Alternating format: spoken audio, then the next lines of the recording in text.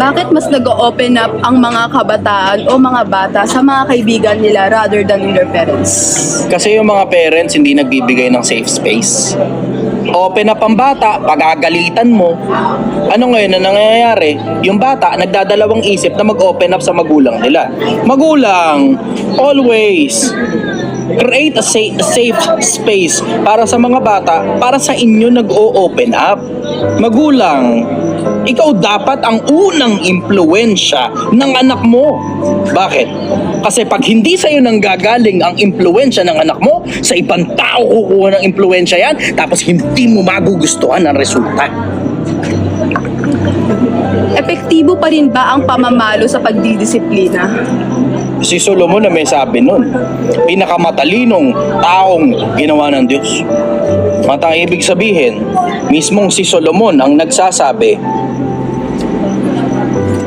turuan mo ang bata sa daan na dapat niyang lakaran. Pagka siya'y tumanda, hindi niya hihiwalayan.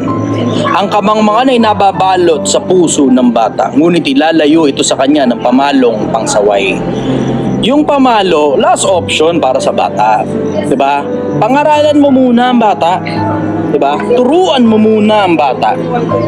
Tapos pag hindi nakikinig, paluin mo. Masakit 'yun sa iyo bilang magulang. Pero siguradong ililigtas mo yung kaluluwa niya sa katangahan at sa kabubuhan ng mundo. Bakit? Kasi minsan hindi naiintindihan ng bata yung pangaral. Pero pag pinalo mo, maiintindihan niya. Masakit. Tapos hindi niya nagagawin. At mas masakit ito sa magulang.